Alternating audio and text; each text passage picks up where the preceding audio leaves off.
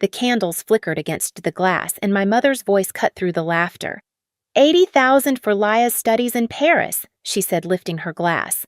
Forks paused. The room hummed with approval. Then I asked quietly, "What about me?" She didn't look up. "You don't deserve any help." The air thickened perfume steak and silence. I smiled, nodded, and let the moment burn into memory. That was the last dinner I ever attended. 4 years later, when my sister's car slowed outside my $5 million house, she called my dad crying, and none of them knew what I'd done to get there. When I was 10, birthdays meant sitting at the edge of someone else's spotlight. Laya's cake always came with cameras, confetti, and a speech about her potential. Mine came with a bus pass and a lecture about independence. I remember the bus driver's name, Henry. He used to wave every morning as I climbed on backpack heavier than my shoulders could handle. The seat beside me was always empty. At home, everything revolved around performance. Mom measured love in results. Dad measured it in returns. When Laya joined the debate club, Mom called it leadership. When I joined robotics, she called it a hobby, not a plan. She'd walk into my room, wrinkle her nose at the tangle of wires and code scribbles.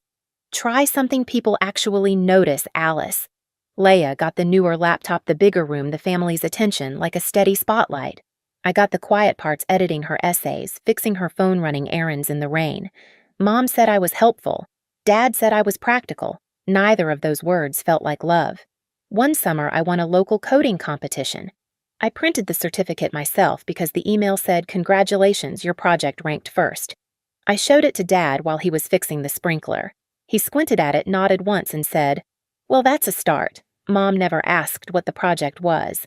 Laya posted about her Paris exchange interview that same night, and the comments filled our family group chat until my phone died from the notifications. None of them were for me. Dinner conversations always circled back to her. Laya's professors, Laya's grades, Laya's charm. If I spoke, Mom interrupted with, "That reminds me, Laya had the same idea last week, so I learned to let silence do the talking. It hurt less than trying." By high school, I'd built a small app that tracked bus routes for students without cars. The local paper called it a clever idea. Mom called it time you could have spent networking. She clipped the article, but only because my last name was printed under the title. At graduation, they sat front row, perfect smiles, pastel outfits. Laya cheered for a friend across the aisle while my name echoed through the auditorium. No one stood. I remember clutching my diploma like proof, not pride. That night, Mom hugged Laya and said, "I'm so proud of both my girls, especially you, sweetheart." I smiled because the camera was on. Later, alone in my room, I pinned the bus pass above my desk, right next to the certificate no one cared about. The rain outside hit the window in slow rhythm like a metronome keeping score. That was the night I understood the math of my family. Laya equaled light. I equaled silence. The night of the Paris dinner, the air smelled like polished silver and overcooked meat. Laya sat across from me, her face glowing under the chandelier, rehearsing French phrases, while our mother corrected her accent between sips of wine. I'd spent the day fixing a bug at the cafe's Wi-Fi, my fingers still smelling faintly of espresso and burnt circuits. Dad cleared his throat. "We've finalized everything. $80,000 for tuition, rent, airfare. Laya deserves to focus on her studies, not money." He said it like an announcement, not a decision. Mom nodded proud, her pearls catching the light. I thought he must have misspoken. 80,000! My fork froze halfway to my mouth. "That's the whole thing." He nodded once. "Of course, it's an investment in her future." The word investment stuck like a stone in my throat. I swallowed, forced calm, and said, "I'm short on my dorm deposit this semester. 2,000 would help. I'll pay it back." Mom didn't blink. "You don't deserve help, Alice." The sound wasn't loud, but it landed like glass cracking. Even Laya stopped smiling. I waited for Dad to correct her. He didn't. He just refilled his wine and said, "We put money where it brings returns. You made your own choices." Something inside me went perfectly still. The hum of the chandelier, the scrape of knives, the smell of candle wax, every detail pressed into my skin like a photograph. I smiled once, small and sharp. "I understand." No one answered. The moment folded into itself like a file closed and archived. When I stood, the chair legs screeched across the floor louder than anything I could have said. Outside, the air was cold. Seattle rain had just started tapping on my windshield like fingers counting time. By the time I reached my apartment, my phone was still buzzing with messages. "Don't be dramatic. You'll regret this." I turned it face down and watched the screen go dark. That was the night I stopped asking for fairness, and the night I started building something no one could take credit for. The next morning, I deleted every family contact from my phone. No ceremony, no tears, just names turning to blank space. The silence felt cleaner than any apology ever could. My studio in Capitol Hill was small enough that the heater clicked every 10 minutes. The walls smelled faintly of detergent and burnt toast from the neighbor's kitchen. I made coffee, opened my laptop, and built a new folder life plan. Inside it, I logged 3 files savings goals projects. I wasn't sure what I was building, only that it would run better if no one else had access. By day, I brewed coffee for strangers, fixing the cafe's Wi-Fi when it crashed. By night, I coded under the yellow desk lamp, the hum of rain constant against the glass. I tracked every hour, every cent measured life in small returns. My only rule was simple document everything. When people leave holes, data fills them. A few months later, I landed a part-time IT job at a logistics startup downtown. Glass walls, whiteboards, the faint scent of new carpet, and ambition. My badge read Wayfinder Labs, contract engineer. 12 people shared that office, but at night it was mine alone. I stayed after hours testing lines of code until the sun tinted the blinds gray. That was when Arjun noticed me. He leaned over my desk one evening, watching my screen glow. "You're optimizing delivery routes." I nodded. "Just a side project." He smiled. "Then make it your main one. If it works, we'll pitch it." We did. 2 weeks later, Wayfinder Labs had a prototype and a name for the module Wayfinder. We tested it with small businesses, coffee shops, bakeries, flower deliveries. Each data set I cleaned felt like reclaiming a piece of the control I'd lost at that dinner table. I kept everything: notes, fuel logs, emissions reports, client emails. When the pilot succeeded, Arjun called it innovation. I called it proof. Zoe, my roommate, sometimes dropped by the office with takeout. "You're obsessed," she teased, handing me a warm paper bag. "I'm building distance," I said. She raised an eyebrow. "From what?" "From permission." The months blurred into graphs and quiet victories. My therapist, Dr. Monroe, taught me the vocabulary for what I'd lived through: conditional love, emotional invalidation. "Your parents didn't reward you for being good," she said softly. "They rewarded you for being useful." I nodded. "Then I'll make usefulness my own." By the end of that year, Wayfinder became more than code. It became a voice I didn't have to raise. Numbers spoke. Reports replaced arguments. When the company offered to spin it into a startup, Arjun made me CTO and co-founder. We signed the papers in a glass conference room overlooking Lake Union. Rain streaked down the windows like slow static. I signed my name without shaking. Every milestone I logged. Every invoice I tagged. It wasn't paranoia, it was architecture. Control had shape, and I could finally draw its blueprint. The next 3 years were a blur of expansion and quiet triumphs. Wayfinder grew from 2 desks to 2 floors. Our emissions cut model hit national news. An angel investor backed us after seeing our pilot data. I didn't buy new clothes or post about it. I still wore the same gray hoodies and tied my hair the same way. But I upgraded the laptop and kept the old one in a drawer like an artifact from a different version of myself. One evening, as I cleaned out that drawer, I found the torn note I'd written after that dinner. "Call Mom," crossed out hard enough to rip the paper. I ran my finger over the tear. Then I folded it neatly and filed it under Archive. Lessons. 4 years passed like that, quietly, steadily, until one small notification changed everything. The real estate app pinged with a new listing, a lakeside home in Medina. I clicked out of curiosity, then didn't stop. The house was minimalist, all glass and wood facing the water. It cost $5 million, the same number that had once sounded impossible. I bought it. No co-signers, no permission, no shared names. The morning I moved in, the air smelled like wet cedar and new beginnings. I set my things down in the empty living room, then hung one item on the wall, the green bus pass for my 18th birthday, framed behind glass. Beneath it, I wrote in small type broken roots better paths. For the first time in my life, silence didn't mean absence. It meant peace. Some nights I'd stand by the glass wall, watching the rain trace its slow lines down the window. My reflection was faint, almost ghost-like, but solid enough to trust. The house was still except for the hum of the washing machine in the distance. I'd think of my parents sometimes, not with anger, just curiosity.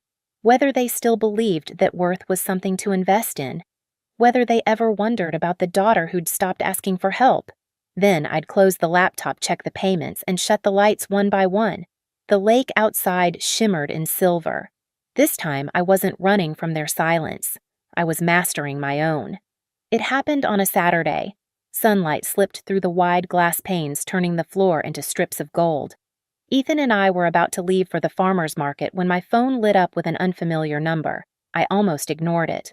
Almost. Then instinct made me swipe. Alice. It's me. Laya. Her voice trembled, scattered between breaths.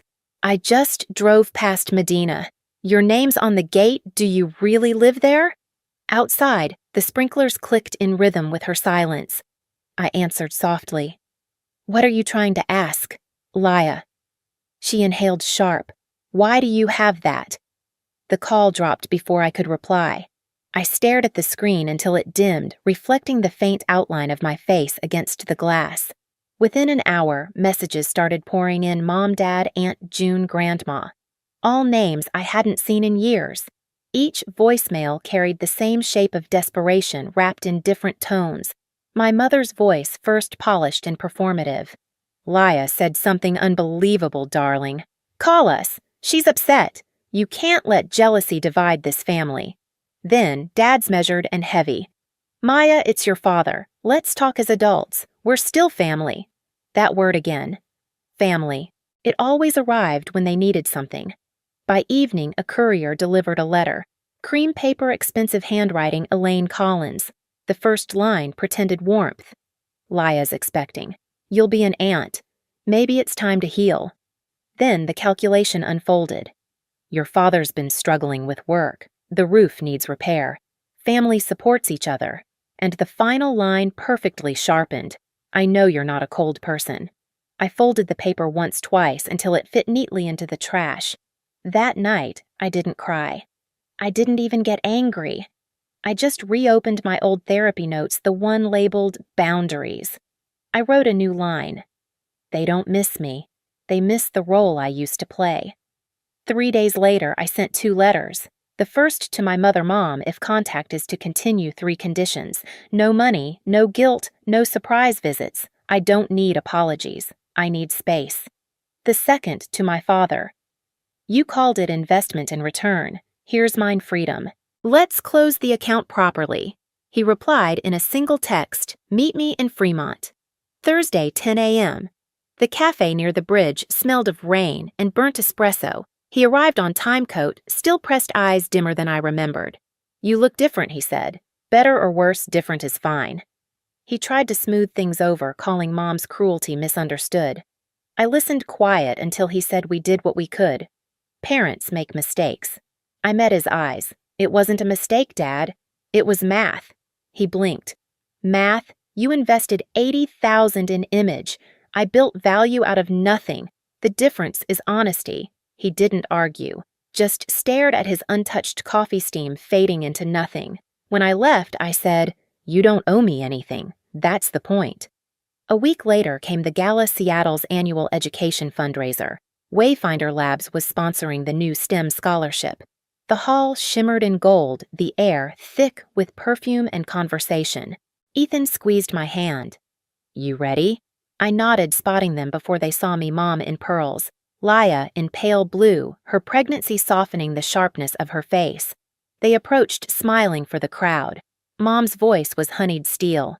We came to congratulate you. You've done so well. But remember, success means giving back. Laya's preparing for the baby, and your father still needs that roof. I let her talk. Then I turned to the host and said calmly, excuse me. A stage assistant appeared with a pearl-white envelope I'd prepared earlier. I took the microphone steady. Tonight, I'd like to make a personal contribution, $80,000 to fund scholarships for young women told they don't deserve help. The hall fell silent. Then applause broke rolling like thunder. I looked straight at my mother. You once called it an investment, I said softly. So do I. Her smile cracked. Dad, who had just entered, froze mid-step. The spotlight hit the check, $80,000, signed by Alice Collins. It glowed under the lights like quiet justice. When the applause faded, I walked off stage past their stunned faces into the cool Seattle night. Rain had started again, thin, steady cleansing. After the gala, I didn't post a thing. No photos, no captions, no statements. Silence spread faster than any headline. The next morning, the city was washed in mist. I stood by the lake barefoot on the cold wood deck, the water silver under the soft rain. My phone stayed inside, face down. It hadn't rung since that night, and for once, that silence didn't feel like loss. It felt earned. Inside the house was still. Ethan brewed coffee in the kitchen, the scent mixing with the faint hum of the washing machine. You okay? He asked. Yeah, I said. Finally. He smiled. You looked lighter last night. I wasn't lighter, I said. Just finished. Later, when he left for work, I walked into my office. The glass framed the lake like a slow-moving screen. My desk was clean, only my laptop, a mug half full of cold coffee, and the small glass frame on the wall. Inside it, the green bus pass. The one they once said meant responsibility. Now, it meant freedom. I opened my journal, the one from therapy, and wrote the final entry. They taught me that love has to be earned. I learned that peace doesn't. Outside, a heron crossed the water. I watched it disappear into the fog wings, beating slow and sure. I thought about everything that had led here, the quiet nights, coding under flickering lights, the rejection disguised as advice, the endless need to prove worth, and how none of it owned me anymore. In the distance, thunder murmured somewhere beyond Medina's calm. I closed my laptop, turned off the lights, and sat by the window listening. The rain no longer sounded like the night I drove away. It sounded like the life I chose instead. They once told me I didn't deserve help. Maybe they were right, because what I needed wasn't help. It was distance, silence, and time to build something that couldn't be taken away. Now, when the rain hits the glass, it doesn't sound like sorrow anymore. It sounds like proof. If you've ever been told you weren't enough, remember this: sometimes walking away is the loudest answer you'll ever give. And if this story stayed with you, don't scroll yet. Tell me where you're watching from. I want to know how far silence has carried you too.